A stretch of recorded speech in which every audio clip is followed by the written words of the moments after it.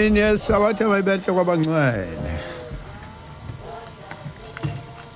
Thaba kaSambotho bingelela ekseni kuyisabatha kwinanda 88.4 FM uhlelo Sikhumbula ekuphakameni. Sibonge kumdali wezulu nomhlaba osigcinile. Saphinde savuka futhi sakwazi ukuthi sibe semoyeni njengoba sashilo sathi umdali mayivumile siyawuphinde sihlangane futhi. Umdali uvumile ke namhlanje nakho sivukile wazivumela ukuba sizokwenza umsebenzi wakhe. Sethemba wonke umlaleli nokade esiguqweni hayi sevukile manje usekhona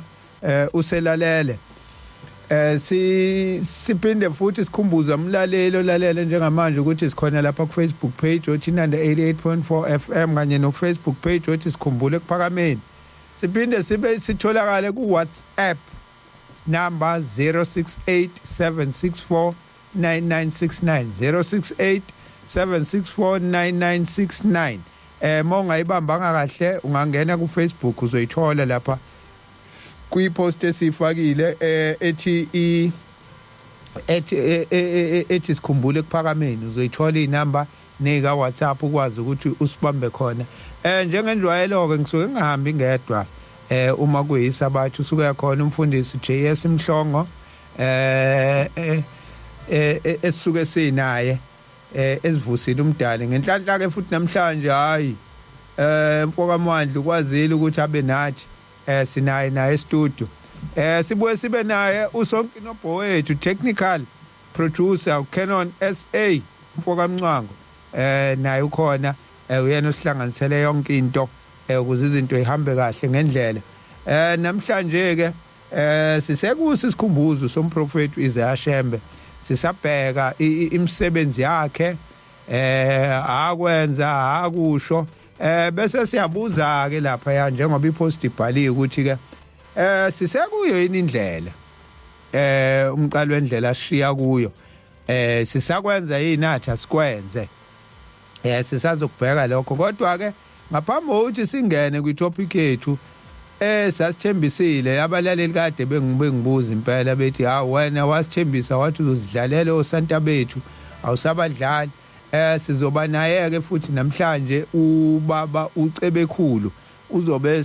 xoxela ngobaba mkhulu eyobhabhadisa umprofeti uShembe olwandle ukuthi kwenzekalani. Ubingelele mfundisi. Sisekuyo yini indlela isihloko sosuku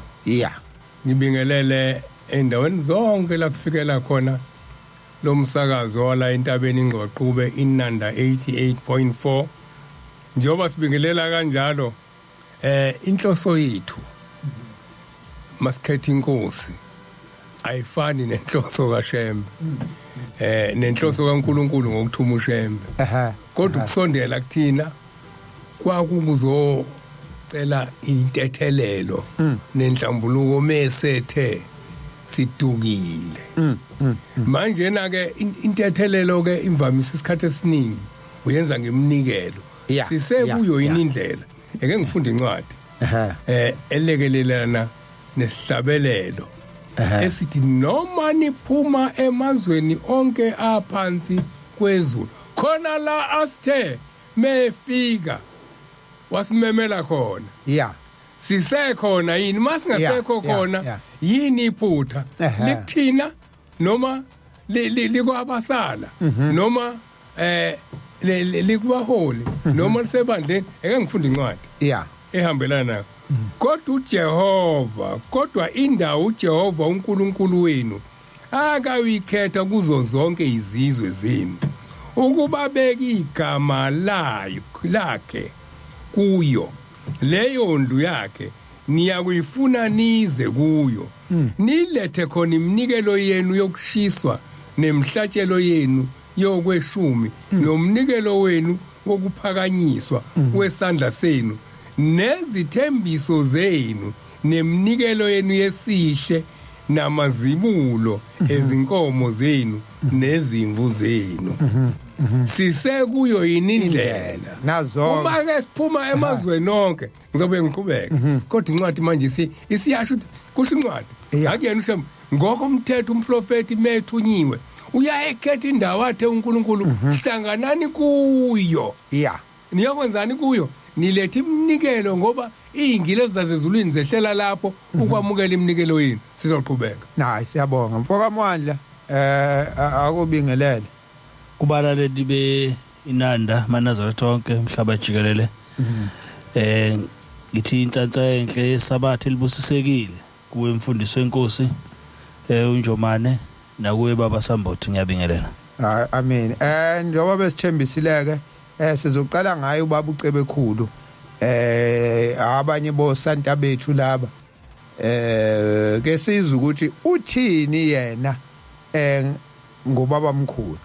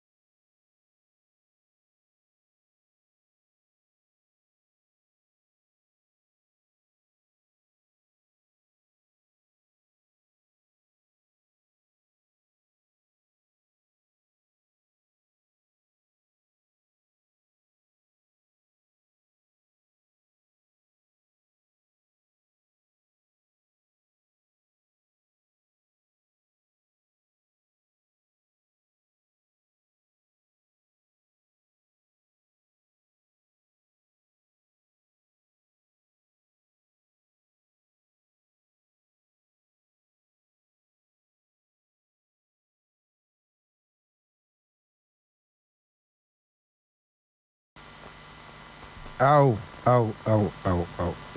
Sibonge lapha ya. Sibonge lapha ya kubaba uCebekhulu. Omunye wosanta bethu laba. Esasibekela indaba kaBaba mkhulu ukuthi yena ikupha kwaziyo ngaye. Sisesihlokweni namhlanje ethi ngisifunde kahle ethi sikhumbula uShembe kodwa simkhumbula ngokwenzani kungabe sekuyo yini indlela yakhe into esiyithola namhlanje ikhulunywa kakhulu izindaba ezifana nalezi makuyikhumbuzo ukuthi baba mkhulu wenzani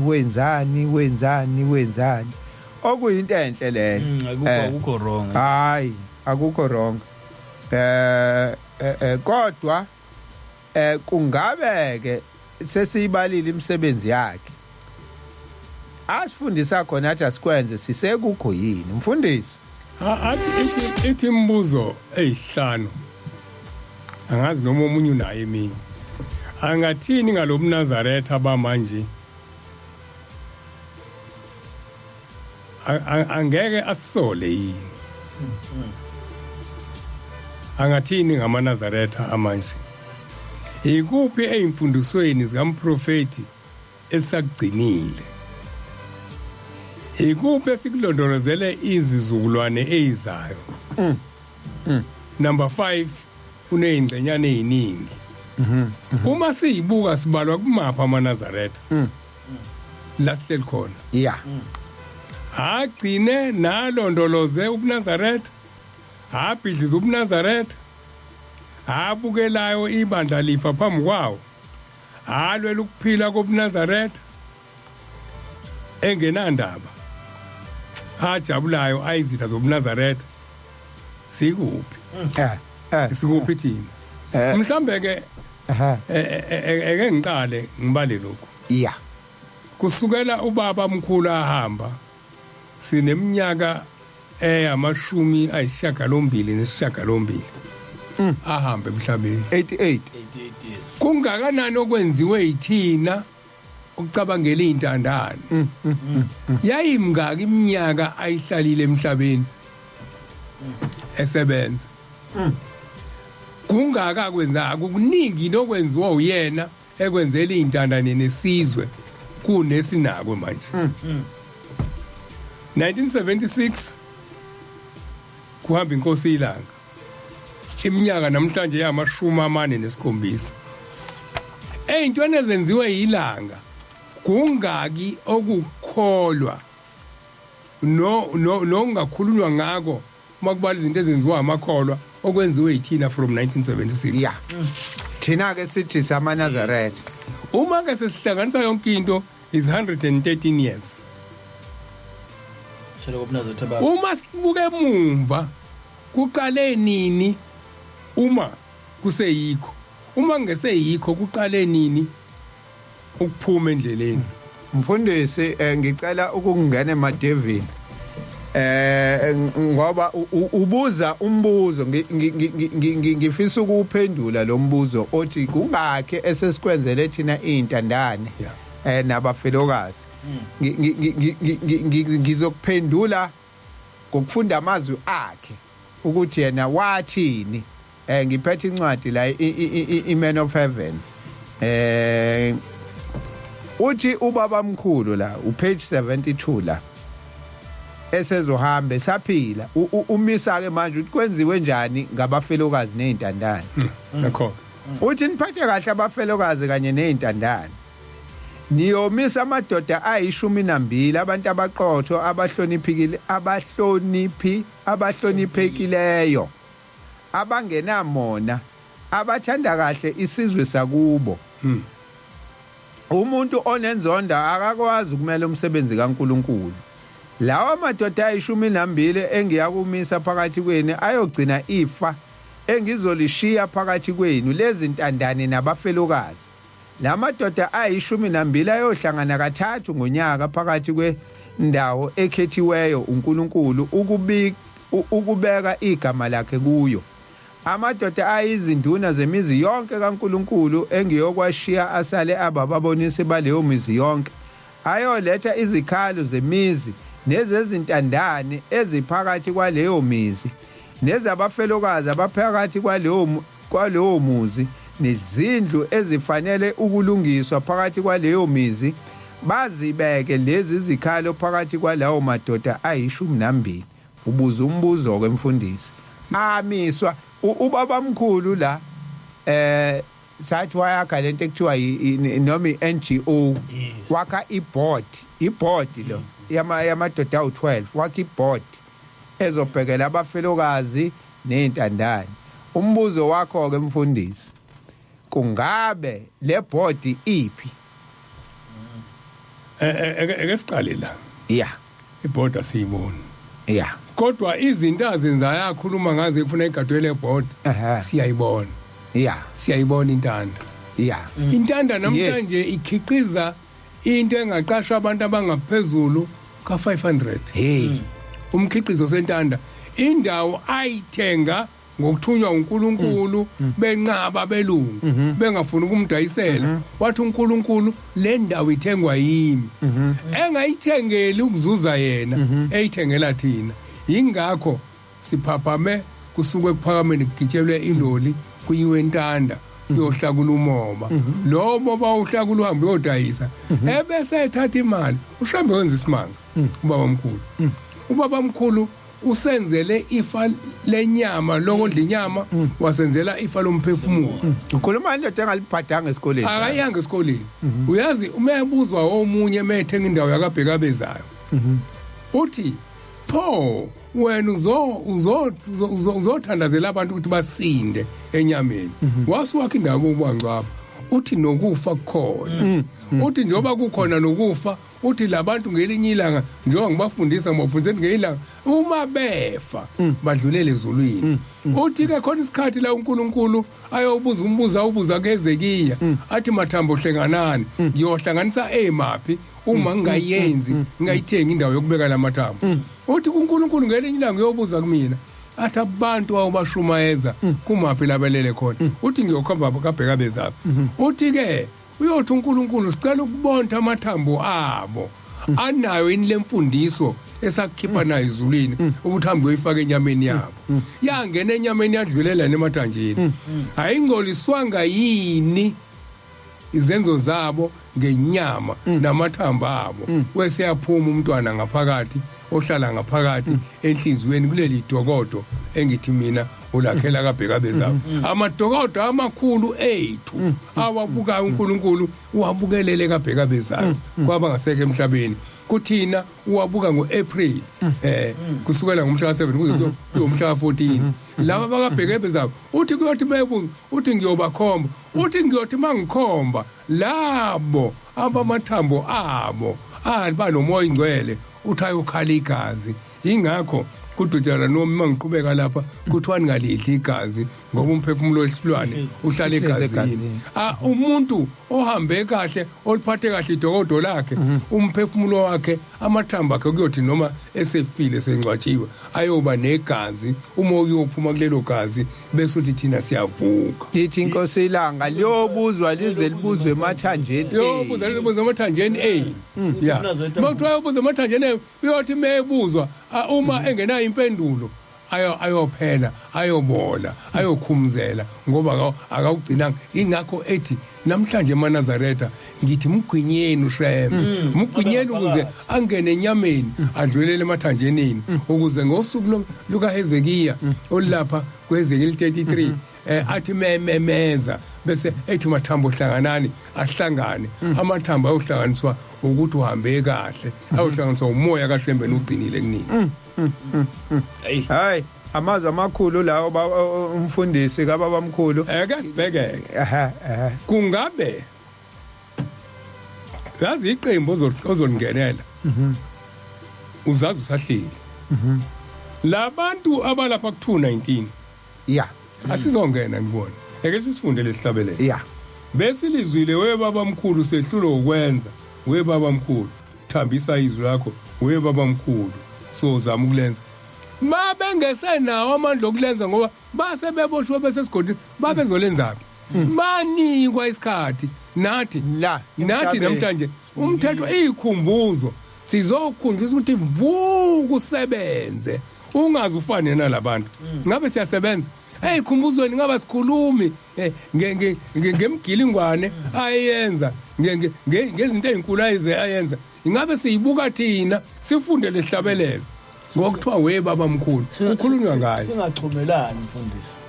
ukuthi la ngikhona uyabona la ukhona akukhulume ngemsebenzi eniyenzayo yakhe uthi ke sozama ukulenza izwi lakhe izinkulungwane ngezigidi zimi lapho kukhulunywa la ngenamba kuthiwa inkulungwane ngeyigidi makuthiwa inkulungwane ngeyigidi kuqhamuka ukuthi thina masikhuluma ngeinkulungwane ngeyigidi kubathi inkulungwane ngeyigidi zisho ukukholwa uthi la inkulungwane ngeyigidi zimi lapha webaba mkhulu zehlula izwi lakho webaba mkhulu thambiswa izwi lakho cabanga ke mfundisi lehlabelelo kushuthi sasisi prophet ngoba ngaleso sikhathi zazi ingekho igidi no yayingekho idemocracy ngisho khona uthi ubuningi lobo uthi njobe inkulungwane ngegidi kodwa ibandla langenaso igidi labalandi inamhlanje sebebalwa ngegidi kushuthi ubaba mkhulu lento yakhe yayisiprofetho sokuthi lento ukuthi thina sibaningi kodwa uthi yena inkulungwane ngezigidi zimi lapha kushuthi wayesekhuluma nokuzayo ngoba phela ngalesikhathi ukuthi ngalesikhathi sazingekho lezi gidi ayingasenzi lento esishayile last week imfundisi ngiyabona lasona ngathi sesiya ku5 manje sothi masibuya ngale bese siqhubeka nayo le ndaba mfundisi ayihlahlele kahle ahambe nayo uhamba nayo impela kamnandi ake siye ngala sithi ukugwinya manje khumbule kuphakameni 98.4 FM sesiphinde sabuya sibonge lapha esihlabelelweni sithi wangidala uNkulunkulu siseyuyindaba la yesikhumbuzo sikamprofeti ubaba mkhulu ukuthi ke sama Nazaretha ke thina sisekuyo yini indlela sisenza khona yini athi sikwenze angingadli isikhathi imfundisi ubusahamba nayo ngizoze ngikukhiphe emoyeni ukuthi sisabheka yona lento ukuthi ubaba mkhulu mangasafike namhlanje abuye nje ngenyama njengamaKristu athi uJesu uzobuya angathi iwona amaNazaretha lawo asenza lendlela esekwenziwa ngayo washiya amaNazaretha engadansi uyabuya seyadansa asecula ihlabelela angazazi asegida imgidi angayazi sekwenziwa yonke into nje uyothi amaNazaretha yini lapho singakafiki singekho ke lapho besakhuluma ngokuthi wakhetha amadoda ayishumi nambili yes wakeyboard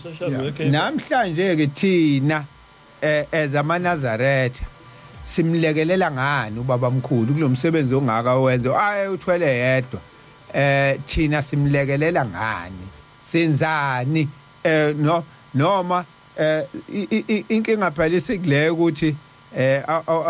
sekwafika abantu abathi ngikholelwa abantu bakithi mayihlele esiceshini ngeke uzuhlale ngoba manje uhleli nabantu bakubo nasedokodweni ulele nabantu bakubo yonke into nje uyana nabantu bakubo kodwa uShembe yena wayesifundisa ukuthi sithandane silekelelane sakhane uze akhe into especially for intandane nabafela ngiyakhumbula encwadini ka Shembe the Man and His Works Nelly Wells uthi uNelly Wells uyabhala lapha ngamaplaza ayithengwa uShembe akha lemizi ezintandane nabafelokazi bese abantu abakha kulamaplaza babekhokha ama rent njalo bakhokha ama rent abantu abakhe emaplazini kaShembe kodwa umfelokazi nentandane angakhuphi kwakoze kukhula intandane iqeda isikole isebenze kuyima lo muzi walo mfelokazi ukhokha irent kule plaza grant kade yaqala thana ilento kade ngisho kulesonto edlula ngithi kukhulunywa ngama NGO Shembe waqala kuqala kukhulunywa ngama age home nama ama welfare nama orphanage uShembe wawaqala yena engakabi khona wawakha leyo nto so into kade azenza lezi sesibona manje sekuthiwa hayi inhlelo kahulumeni yini hayi ngesiqhubeke no 219 yeah izwi leziboshwa webabamkhulu mawulizwe izwi labo sokumthandazo webabamkhulu zifuna umphumuzo webabamkhulu lezo ziboshwa iphumuzo sihlelo sizini webabamkhulu kulelizwe webabamkhulu inyembezi zodwa webabamkhulu kulesigodi sozizwe ngitheke la kunentanda intanda iyiplazi namhlanje umlungu ulima ubanana ulima imacadamia ulime yonke into ekhona emhlabeni iplazi okwathi menqaba ukulidayisa kwakwehla uNkulunkulu uqobo lakhe ezulwini wafika wathi lo onqaba ukuthatha ngiplazi uthunywe yimina lelo plazi lithengwa yimina ukuthi sizakala abantu bakho kuthiwa wapanisha umlungu athi uyafika kwenye indawo kuthiwa akekho lo senda kodwa waphoqeka ngoba kwakungalaleki eke sithi ke wathenga umzi wasekuphakameni yeah methenga umzi wasekuphakameni wafana nendawo agcina kuyona intandane hey wahlukanisa kahle kwaba khona esipholi yeah kwahlala amakhosazane intaba yephesa yeah yodwa enzela ukuthi labo asebethe kubazali babo sengikhetha ukuhamba noShembe manje ba amakhosazana bahamba bafike bahlale la mebefika uyabatshela uthi kunomkhosi okuthi u25 ningakhohlwa ke u25 awunikeleli ngemali oyiphiwe uyihlo noma uma wakho noma umne wenu kufanele iphume ezithukuthukini zakho base befunda ukwenza izinto ukwenza umata ekwenza enye into ubufakazi unkosazana uma yibisi anti bami sibe intandane phela sekuphakameni angikhulunisa ukuthi sibe intandane kodwa ngikhuluma uShembe wakwenza babe phathisa umato owodwa wephathisa umato owodwa ngenyanga bafika anti bawudayisa eBish mase bawudayisile uzoyibeka eceleni leyo mali uyibekele ukunika u25 wakha iJamangweni eJamangweni kwa ikhaya labafelokazi abaxoshwe onkosana emakhaya badlelwe inkomo zabo abalahlwa amakhosana manga wabakhela iJamangweni wathi la ukuthi makuthetha ucala ithi inkosi vele phela wena awuzogana yeah angithi manje ubabeka eJamangweni wayifaka ngaphakathi la kuthiwa khona awungeni nesicathulo yonke lento uyivalele ngaphakathi amakhosazana wavalele ngaphakathi iJamangweni yakhona bahlala ndawonye labantu bapheka ndawonye wabafundisa ukuthi omunye mepheka uphuthe engenali iklabishi akothi musu uphaka umfakele kancane iklabishi onekabishi ufakelwa kancane omunye uphutho impilo le uShembe ayifundisile kubantu wayesesuka lapho wayesakha uBhekuzulu wakhelane waba ngaphandle kwepalace yakhe yonke le amakhosazana ipalace yakho kwisigodlo sakhe wasifaka ngaphakathi indlu yesonto iparadise uJamangweni amakhosazane abafelokazi wabafaka ngaphakathi kwipalace yakhe ngoba bayizinto zakhe bonke wesakha uBhekuzulu wasethi uBhekuzulu ke uzogada abantu abalethe insizi zabo abasuka emakhaya bezolinda bazofike bangene kaBhekuzulu ongabathola abantwana uzohlala kaBhekuzulu kumenyezwe kuthiwa nayi imisebenzi ahamba ayosebenza wakha indlala idla indoda yehlukanisa le ndaba indlala idla indoda lapho kungena amakhosikazi asemancane anabakhonyana bazofika bazokwazi ukuhlala ndawonye kodwa ngale Jamangweni akangeni umuntu osazovakashelwa indoda isalukazi esihleli khona uma sivakashelwe indodana siyaphuma siyohlala ngaphandle sifike sikhulume nomntana sasinike lokho ngoba ukuba abafelokazi bahlatswe ndawonye nabantu abanamakhonyana uvikela isono ukuthi bazobona umuntu ephethe iplastic bese bethi awudluli naleyo plastic uzovika isono ukuthi labantu bangangeni ekulingeni Shembe wasithanda ingakho isihlabeleleni u220 lapha ku number 6 ethi inkosi yamaZulu nomhlaba akathandazeli abantwana bakhe akazange athi ubheke izingane zami Nkosi yamazulu nomhlaba masinyane uzongibiza ungabalibala abantu bakho amaNazaretha ayingcwele ngumthandazo wayenkosi nayishiya lo mhlaba ethandaze kakhulu kangaka ethi acelela thina ethi uNkulunkulu angasiyi uthi yena ucela uNkulunkulu angasiyi thina sishiya uNkulunkulu namhlanje thina sishiya uNkulunkulu simshiyana uShembe uhlupheke kangaka esicelela uNkulunkulu simshiyana lo uNkulunkulu wahlala nathi ithina ke manje sithi ke cha Shembe lento osicelela yona hayi senzisa kwabantu bezombangazo nabafundisi abakhona manje khuluma ngababezwe futhi usethi uthi umthandazo omkhulu intando yakho mayenziwe emhlabeni njengoba enziwe ezulwini wethi uNkulunkulu lapho wayethi ezulwini ngine parliament lami la ngihleli khona esihlalweni njengombusi wababusi izingilozi zama ministers zigade umsebenzi wasezulwini wayesethe emhlabeni ngizokwehlisa abagcotshwa abafundisi yibona abazobheka ukuthi intando yami le egadwe izingilosi ezulwini bayigade njengeyingilosi nibona emhlabeni kuthe makufika inkululeko abafundisi bangasho ukuthi cha phela uhulumeni kunentando kaNkulunkulu ezulwini ngeke uyenze into engathandwa uNkulunkulu zizokushaya ingilosi la wayithina singakhulumi uma sithola inkululeko sicela uNkulunkulu Nkosi kuthiwa isihlabelelo esihlatshelelwa kuthiwa i-national anthem Nkosi sikelele Afrika kuthe makuthatha uhulumeni yayisiphuma lethi woza moya ikhishelwana ikhishela umoya uzofika singcolile sangabuza athi umoya esiucelile ukuthi sikhulule namhlanje sangabe sathi woza moya oyingcwele right sithe sisuka lapho sasiphenya iBhayibheli sase sithi noNkulunkulu wesicindezele bavuma abafundisi asacindezelwanga manje uhulumeni wobandlululo noNkulunkulu wesicindezele eminye yemthetho la eBhayibhelini asiyiphule ngoba uNkulunkulu wengahlakaniphile meyishaya wesicindezele yena lo nkulunkulu osinika inkululeko nathi maNazaretha sezenze njalo sisola uShembe inkululeko yesono sifuna thina ukukhululeka ukuthi sidle isono hey khona incwadi engayivula ngilanga ngisathi maphi kwathi hayi thiwa safelwa ngakunaki konke kusho uNkulunkulu ngoba safela manje silifundelani ke ngoba asililahle lonke uma kukhona kodwa sikufuna kuthiwa uthi Jesu qobo lakhe uthi angizile ukuzochitha kodwa ngizogcwalisa imithetho nabaprofeti manje na ke uShembe uthi lapha ku6 uthi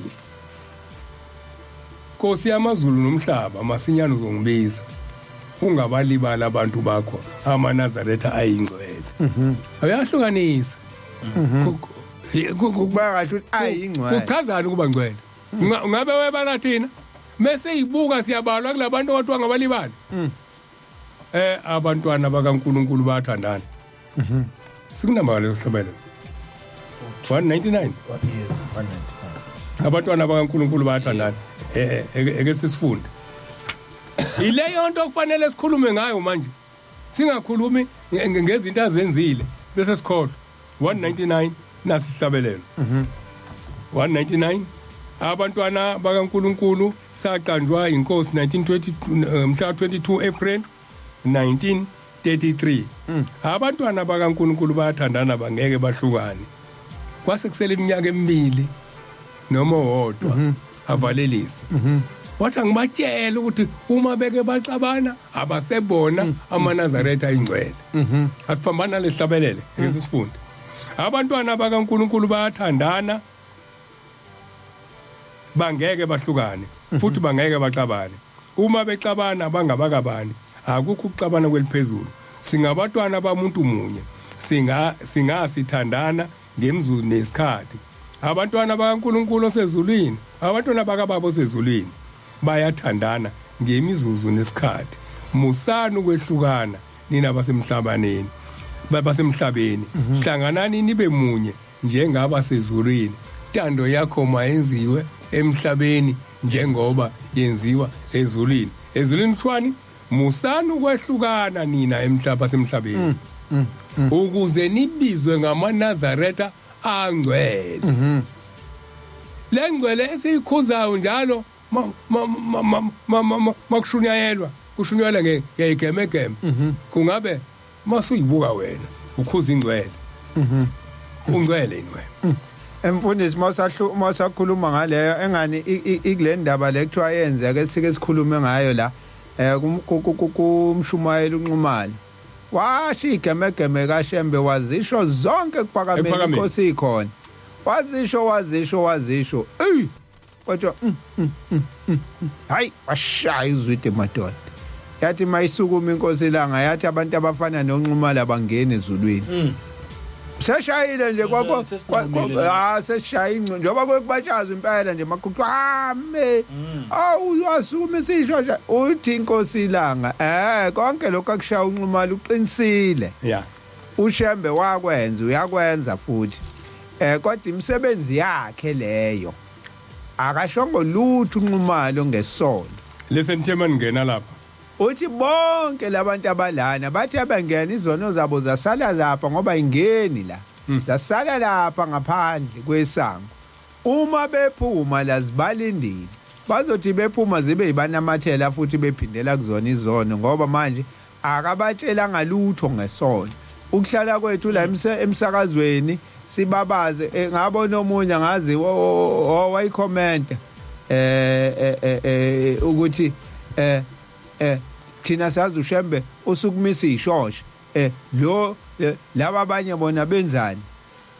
uyabo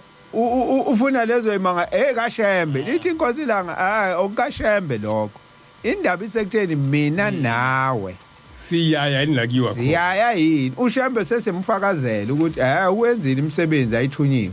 mina nawe ke njoba sithi samaNazaretha siyakwenza yini lokhu athi asikwenze.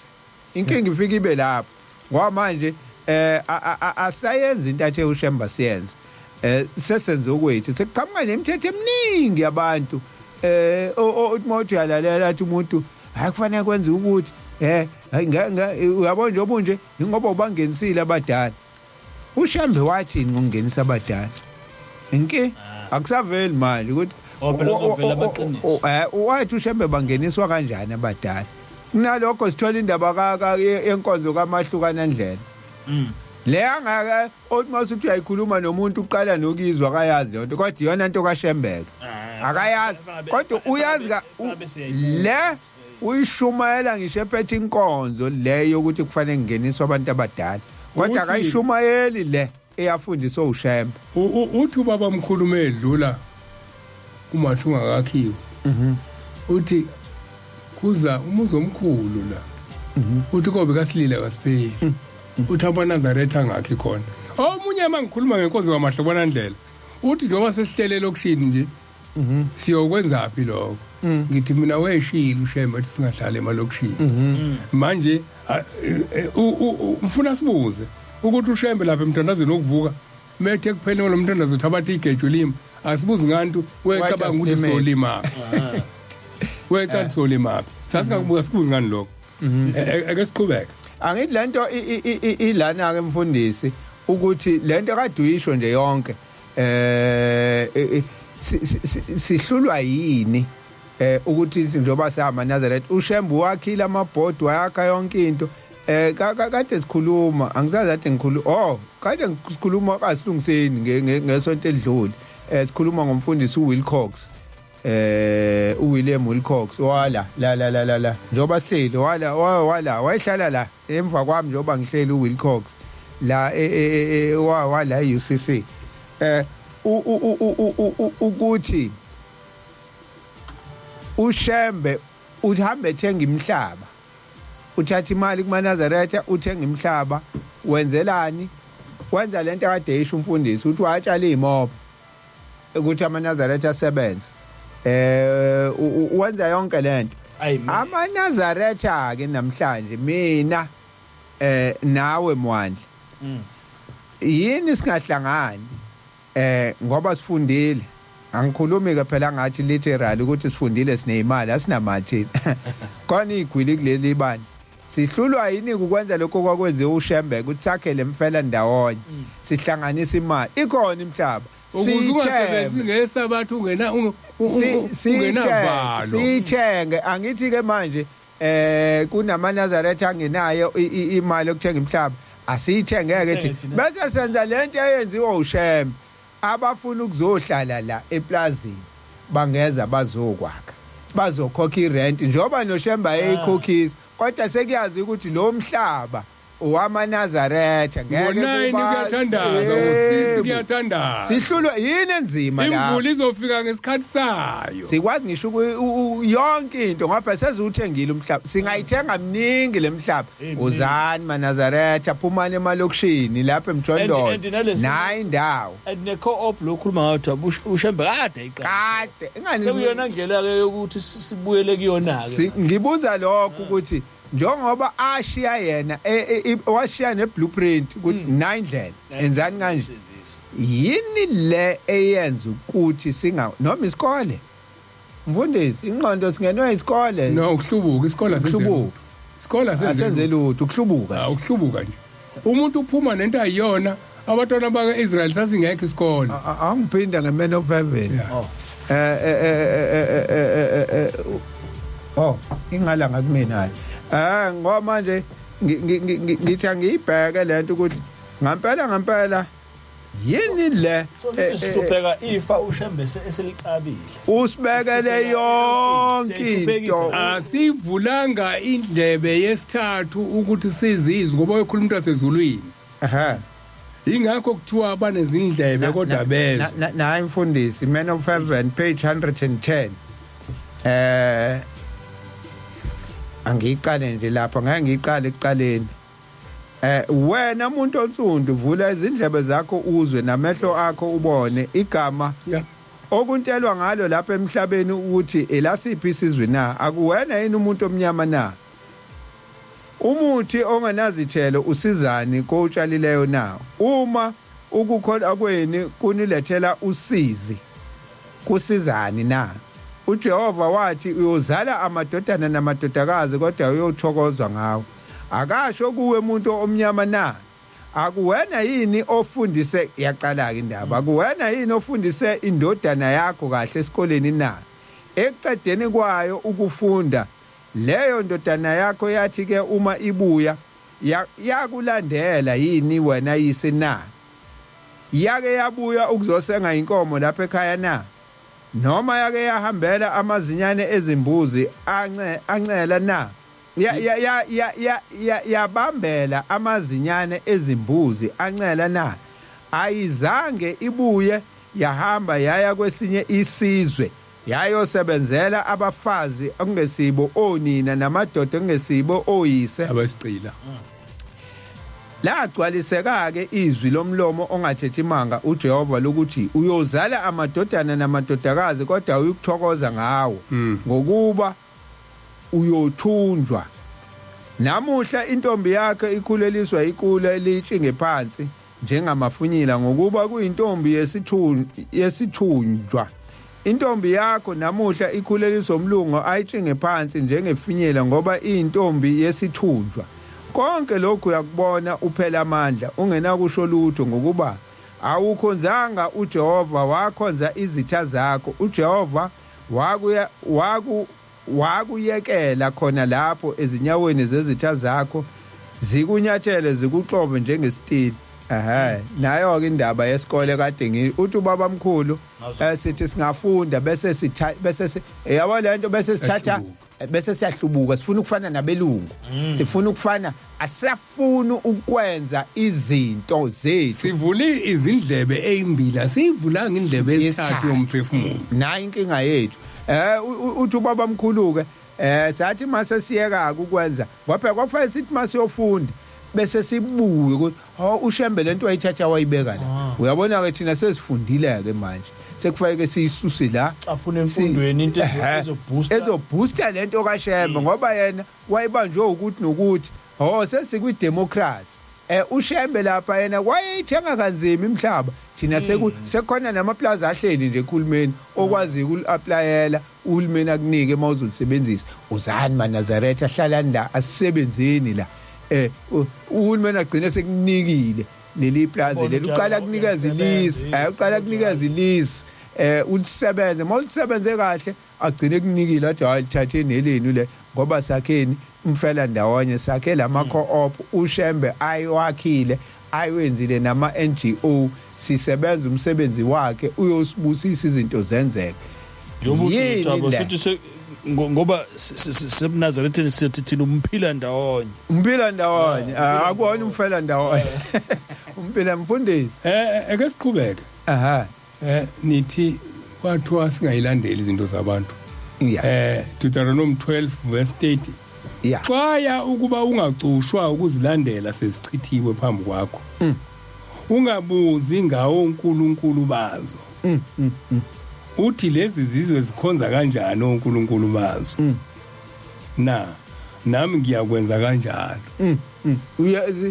sifuna ukuyokwenza lokhu yakwalapha cha angithi namhlanje sidlanga foka knife uyeke ufoka knife indaba yokudla le ngokwesizwe kuthiwa thina masikhonza sihlale phansi eyiceshini kwathiwa kuthina lezi zihlabelelo zimiselwe uma kuyinkonzo engcwele nemgidi nemkhosi kaNkuluNkulu kungalesi sayithatha thina sabuka odladla mshunqisi ngiyaphinda futhi ekhaya dladla mshunqisi uyanudumela sababuka bekithi sathatha ihlabelelo kuthiwa igidi ezemgidi kuphela thina futhi sinika odlala sathi iqhamukapi uhalalisa lo muntu uhalalisa if khona uNkulunkulu ephethe ibhodlela elihlaza obana abadayisile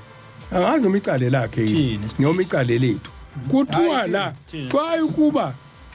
ukucushwa ungazilandeli sezichithiwe phambi kwakho bathi ungabuzi uthi uNkulunkulu ungabuzi nokubuza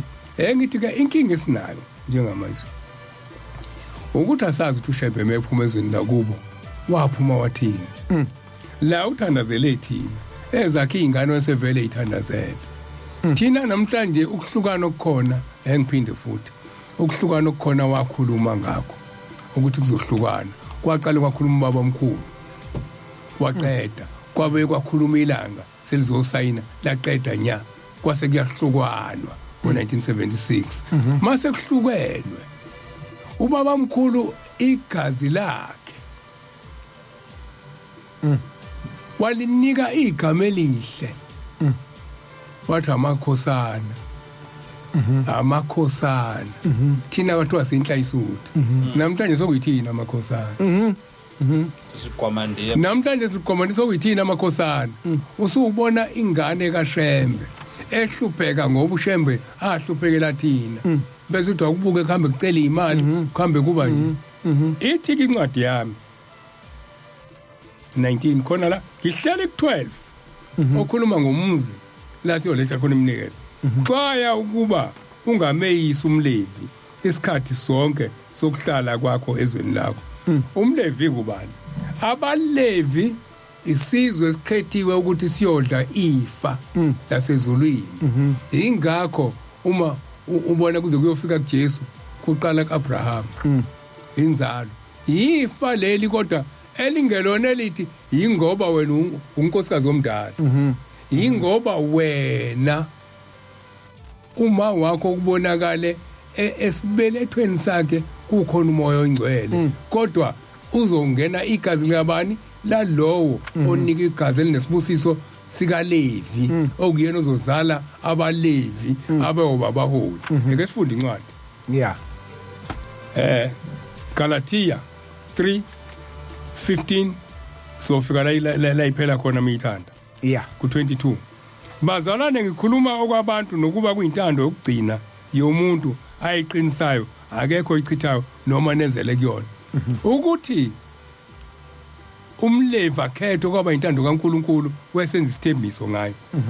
manje ke izithembiso zani koAbraham oqalwa nikwini ithembiso nenzalo yakhe akasho ukuthi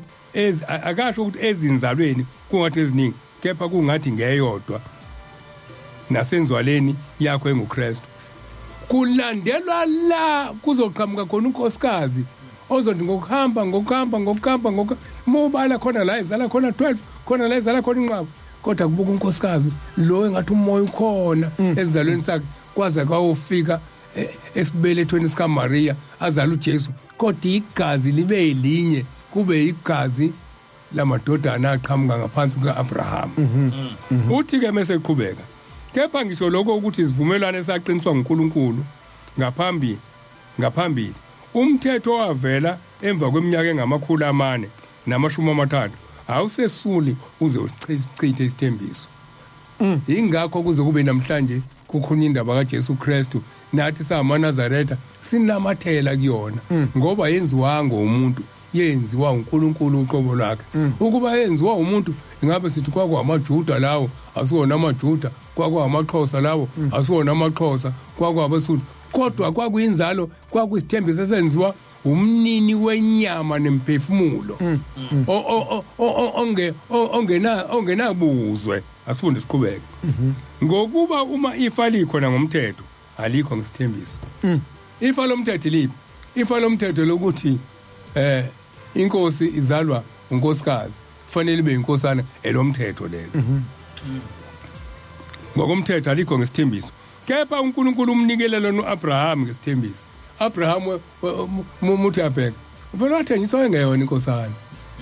kodwa ngengona inkosana kodwa ngenxa yakubona ngaphakathi emphefumulo uyabona ukuthi isithembiso sinayo indawo yokuhlala kuleli dokodo eluAbraham ikhona indawo yokuhlala isithembiso semnika isithembiso. Pho umthetho yini? Wenezelwa ngenxa yeziphambeko kuze kufike inzalo enikwe isithembiso umisiwe ngezingelosi nangezandla zomlamleli. Kuthe phakathi nendawo umufunda incwadi yamakhosi kwase kusebenza umthetho ke lapho manje akasenza isithembiso omunye wabo usinyanga ezintathu akhishwe afe kusebenza umthetho ukwenzelani lenteni. Angithi akusakhuluma isithembiso manje lo muntu ufika ngene okudala phula umthetho kaNkulunkulu ingoba akayena osethembiso ebese yakhishwa ukhishwa ngani ufakwe yithini usekhishwa ngumthetho njoba kwenza nje ikhansela likhethwe yithini aselifaka kulishawe futhi lalela ngikutshele ukuze nazi ngimtshele sesikhathini senkokhelo njengoba sisenkokhelweni kuthiwani la pho umthetho yini wenezelwa ngenxa yesiphambeko njengoba senkokhelweni ngoba siphambekile sokhona iziphambeko mase khona iziphambeko sofuna senze njani sofuna singene emthethweni umthetho iwona uzolokhu usidilayisa kodwa ozokhethwa akazokhethwa ngomthetho uzokhethwa ngenxa yesithembiso. Asifunde siqhubeke ngegazi kepha umlamuleli kahleke pho umthetho yini wenezelwa ngenxa yesiphambeko kuze kufike inzalo enikwe isithembiso imisiwe ngezingilosi ngesandla somlamleli sokoze kufika umiswe ngomthetho oyingilosi ngesandla somlamleli hayi sikamahluleli wasemthethweni wasenkantolo. Ngizofunda incwadi ezokhuluma isithembiso ke asichithwa. Funda mfundisi ithi ke la kepha umlamleli kasiye owamunye kepha uNkulunkulu munye. Umlamlela kamunye khona umlamlelo olamula ngomthetho khona umlamelo olamula ngeingilosi kodwa uNkulunkulu ungaki munye. Pho ke umthetho uphambene nesithembiso sikaNkulunkulu na cha nakanye ngokuba uma wawunikwe umthetho onamandla okuphilisa ngempela ukulungiswa ngakuya ngomthetho kepha umbhalo uvalele konke phakathi kwesono ukuze isithembiso ngokukholwa njengoba isithembiso singakafezeki nje sokuthi ngelinye ilanga umNazaretha buyohlangana buyobabuthe phindwa sikhombise ingoba sikakakholwa. Yini abezithi sikakakholwa? Ingoba ukudlula ethempeleni ngo5 to 9 ugijime uthi angizwani nalo wamshumayeli abantwana bakaNkulunkulu bayathandana. Ushiya ithempeli lenzeni ithempeli ingoba khona umshumayeli akulona lakhe likaNkulunkulu. Udlula ekuphakameni emzini oyingcwele udlule ekuthandazo ngoba sixabene awuzoxoshwa uNkulunkulu uzoxoshwa abantu. Udlula kuzona zonke indawo sokuthandazwa ujahe kwelakho oyikhethele wena ngoba usalandela uNkulunkulu usulandela abantu futhi uxoshana okuningi kuqhamuka kubantu kunokuthi kuqhamuke uNkulunkulu qhamuka uNkulunkulu ey'ntweni kaNkulunkulu sixoshwa abantu angikhumbuza umlaleli inamba ka WhatsApp 068 7649969 068 7649969 uyakwazi ukusibamba futhi lapha kwinanda.fm.co.za online or udownload i-app bayasho kwabalaleli abanye bake basithumela imiyalezo athi hayi mina nginibamba kwi-app omunye athi hayi mina nginibamba kwinanda.fm.co.za ustreama live noma akujukephi noma uphesha noma ikephi uzosithola lapho uzokwazi ukuthi usithole noma une-app uzokwazi ukuthi usithole ngithi angiyiphindi inamba njalo ngoba sike sithi sesiphuma uvele kungena imiyalezo sesiphuma usesihamba kuyimaqala ingena ilakanyana abalaleli bangabe beqala beyithumela lapha ku WhatsApp Facebook sikhumbule kuphakameni uzokwazi ukuthi usithole khona ku Facebook inanda 88.4 FM uzokwazi futhi ukuthi usithole khona ungaqhubeka imfundisi ake sibone esihleli nabo la ku Facebook uzama ubongani Vilakazi nangethi isikhathi idololo angaze kuchaza ukuthini noma uthi asisibhalanga isikhathi sibhaliwe kodwa kwipost kodwa kade ithumelile ngiyacabanga ukuthi ugcine sibonile isikhathi ukuthi hayi sikhona lapha kwipost bheka intshangase uthi amen bangcwele nethiwe Ngcobo imini yesabatha ayibenhle kwabangcwele nginani sikhumbuzo imhlongo nayo yasibingelela Sindi Mthiya Sindi kaMthiya Shandu siyabonga kuNkulunkulu kaShembe ngani saze safunda uNkulunkulu anigcine ninomfundisi umhlongo hawu amen ngibone kukhona abanye la Sipho Mthozima Yengwa Ragwani Sibethe Dumbatha Kings Fisos muthi sabantwana ukhona Amanda Phakathi ukhona Sky Zungu ukhona sibuye siya silunguze lapha ya Nanda FM bathini kwinanda FM khona bani sigijima manje no Facebook manje kunanda FM VM Zimela ukhona Msizi Gentleman Mthimkhulu ukhona Mpumelelo Zemvelo kaMthethwa Ntombela ukhona uPhume Phethe nangu naye ukhona Thulani Khumalo nangu naye ukhona siyambona nange eshaw like manje Msizi Gentleman Mthimkhulu ukhona uMambane Mkhwanazi naye ukhona Buza Bona Buthelezi ukhona naye Nkosi Bonoza bani ngiyaficisha Nkosi Bonoza Bonoza inkosi ya ukhona ya hayi basho njalo abalaleli lapha ya sizogcina ngawo ke uWhatsApp bangenza la ukuthi sibe siclearisha la ku Facebook sizogcina ngawo uWhatsApp mfundisi ya angazi noma ngidlulile nikulo u21 ududara noma ufuna ukufunda bese ngifunda incwadi eyodwa bese sibheka kakhulu ithi ke yona sikhulume ngendawo uNkulunkulu yakuyikhetha kune option ke khona ungasho ukuthi hayi siyavinjwa lapha kodwa ubusufika ubothi wenza ngendlela yakule ndawo ayikhethile yini ukuze athi medlula eziyiphunga lasekuphakameni uma lingesazokala iphunga lasekuphakameni la ukhona usuyalingisa nje khona ekuphakameni kodwa ngezenzo ungayishintsha indawo yokuyona ibe nesibusiso mfundisi siyathanda asithandi ukuphakama umuzi kaShembe kufana nenhlangakazi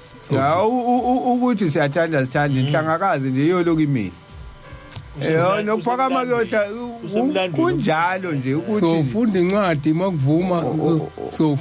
makuvuma lapha ku65 kuIsaiah ifunda incwadi ukuthi ithini ngentaba ubaba mkhulu kuthiwa ezethola umuzi wasekuphakameni wayehamba bathi babeke bambone athi bantu abami ahlale phansi athi ngiyasindwa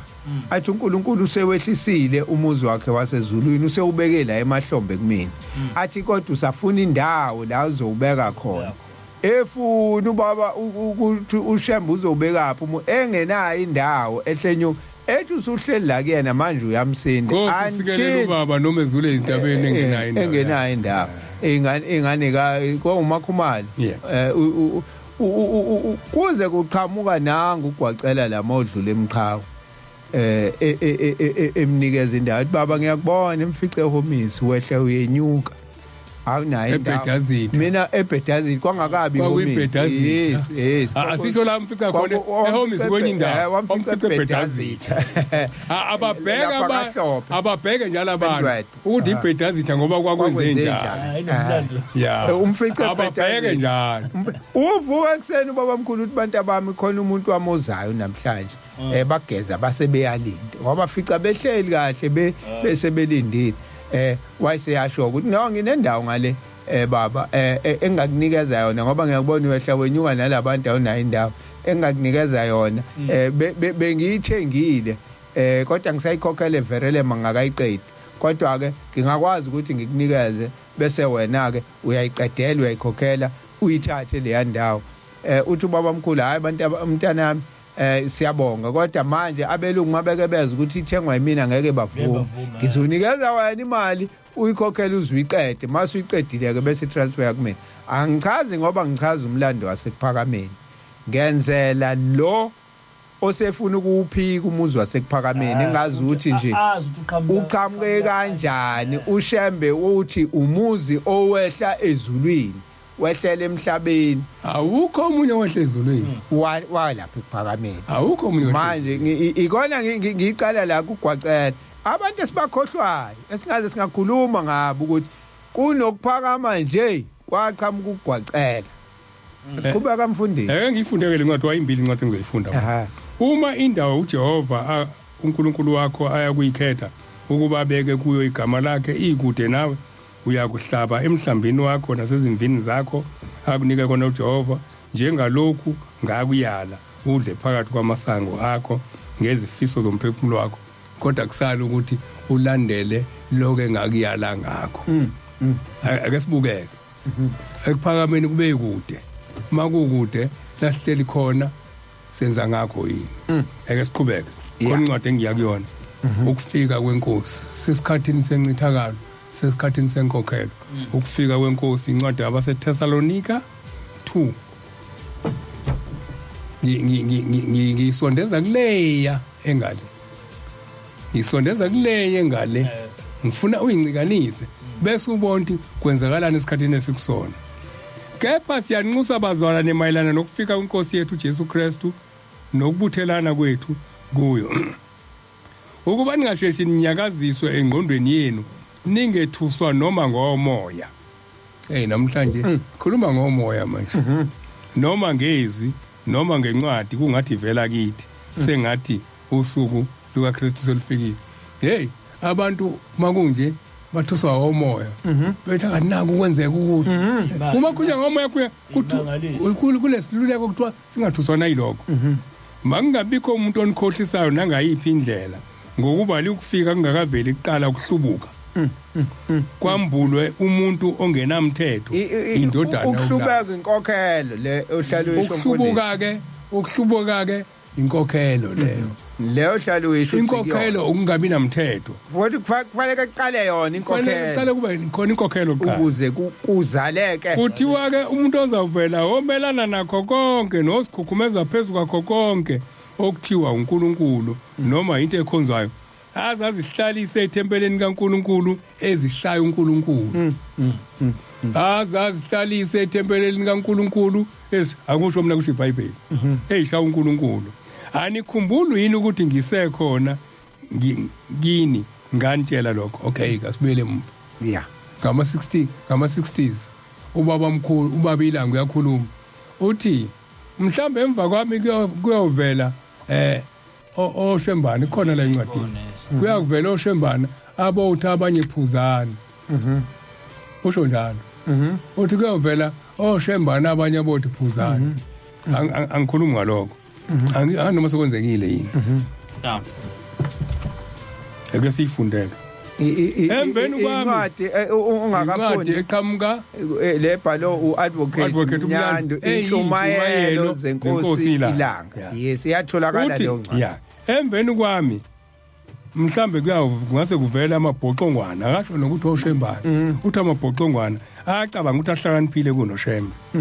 sebekhona abantu abaqala abashintsha konke beze bethi kulesikhathi yokwenza kanjani lokho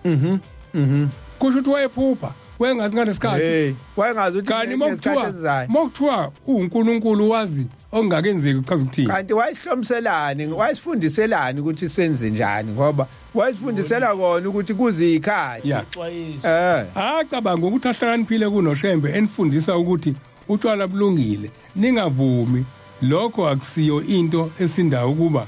nilwe noma nibulalane nigwazane uma kuvele imfundiso enjalo iyabuchitha ubungcwele sengibethile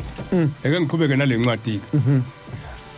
senikwazi okubambezelayo ukuze ambulwe ngesikhathi sakhe ngokuba imfihlakalo yokungabi namthetho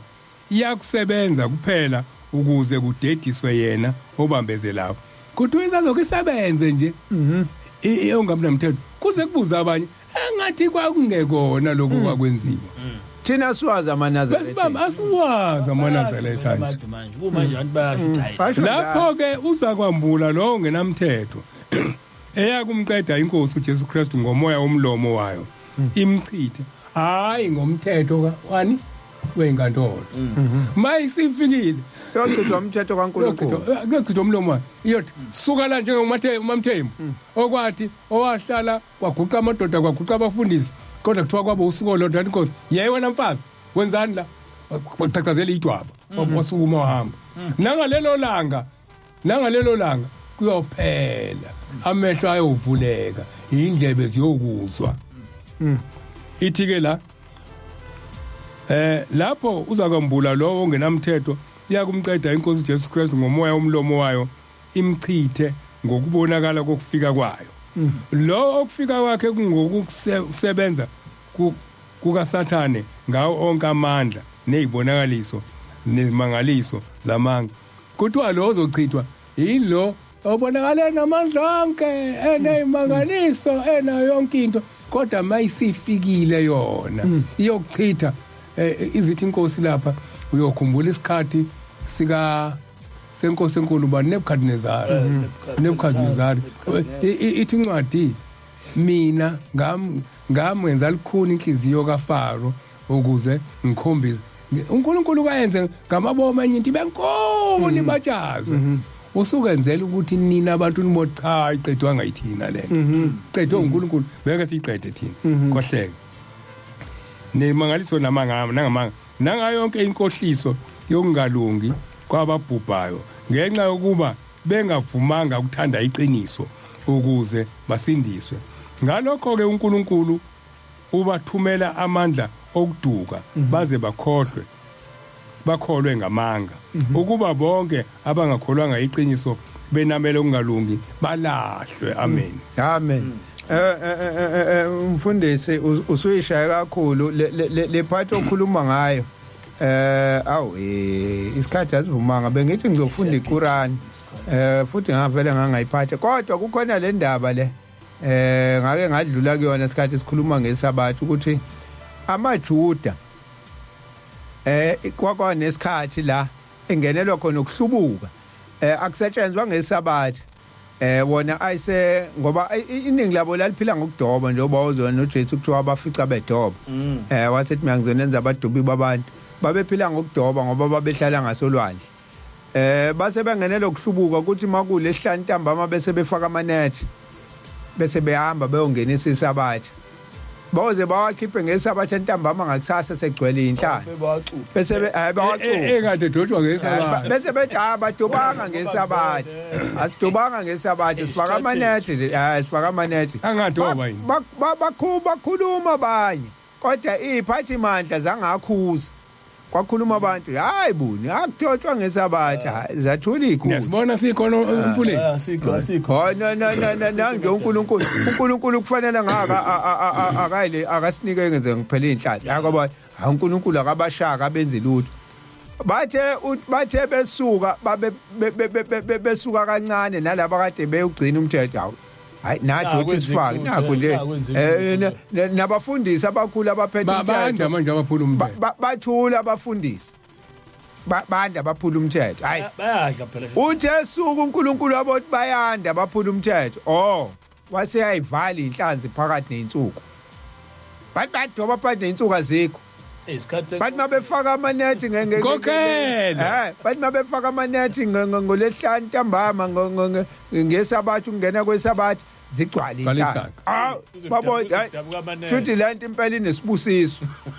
bangena bayenza le kanti ila uNkulunkulu esezobabhubhisa khona usethi hambani kakhulu uthi ubaba mkhulu uma ehamba umulala nendiyalala nayishumi khena ungezukhala umulala nomlungu lala nabayishumi umuthakatha kakhulu thakathi ukuze ungakhali nalaba owazendithanda ukona wabanikeza isona nala kumaNazaretha kunjalo athi umuntu hayi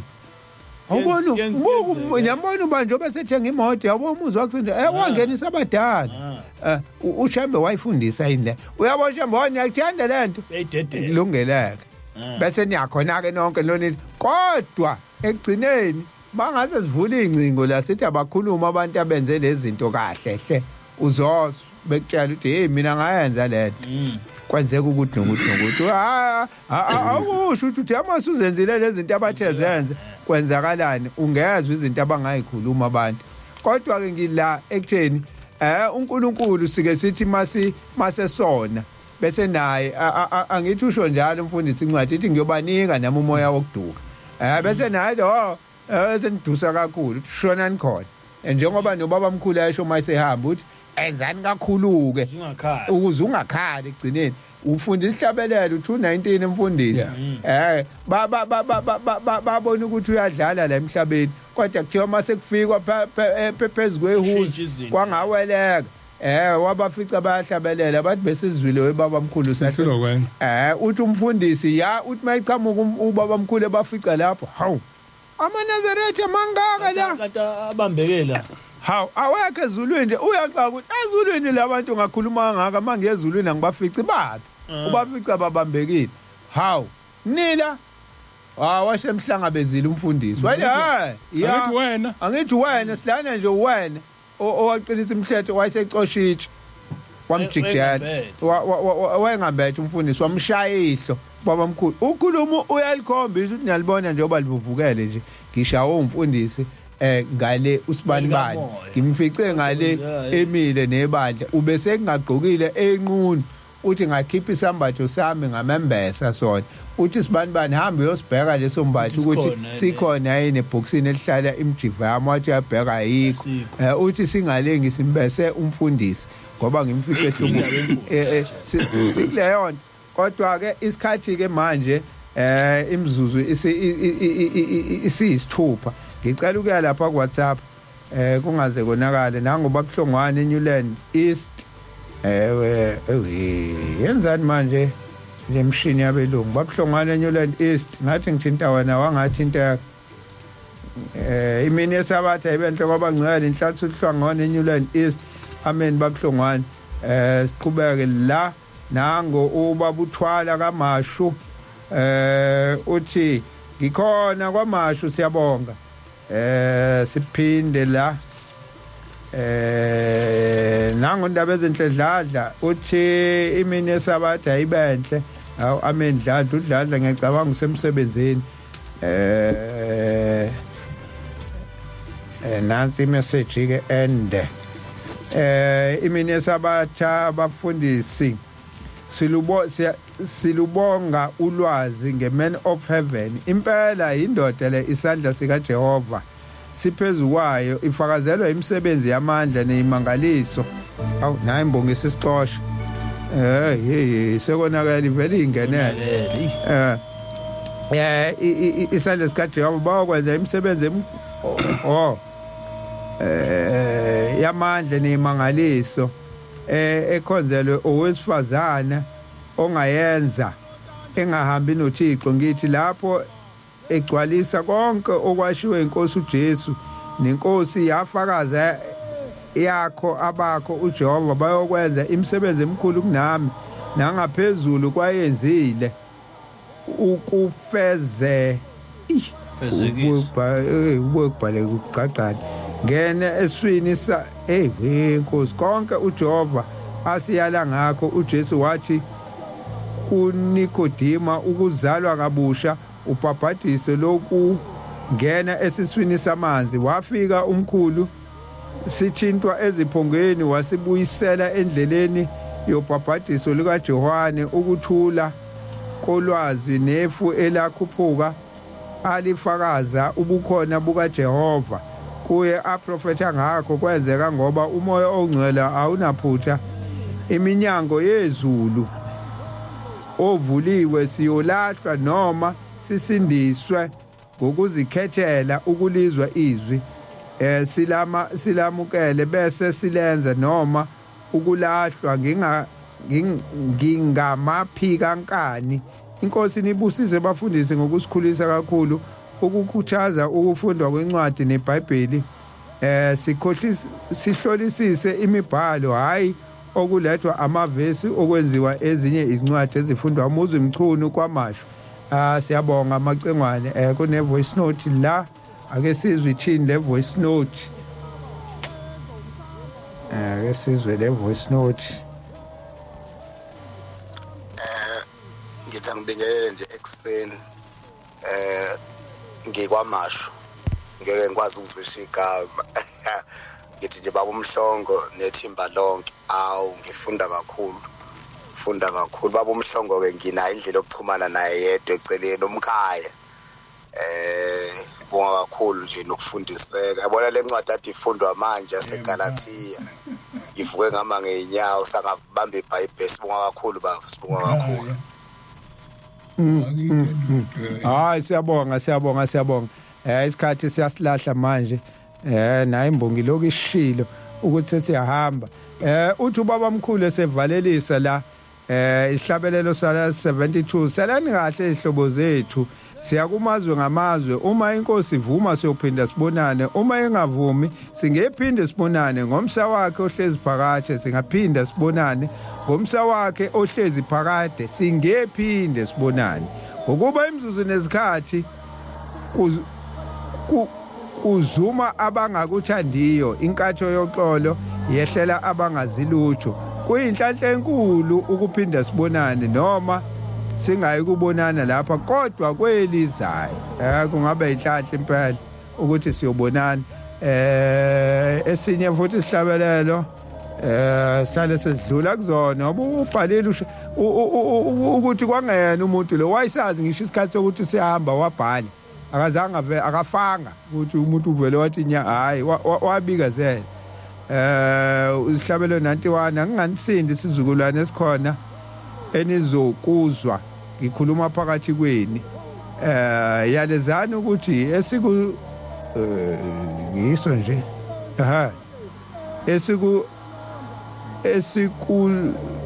isithina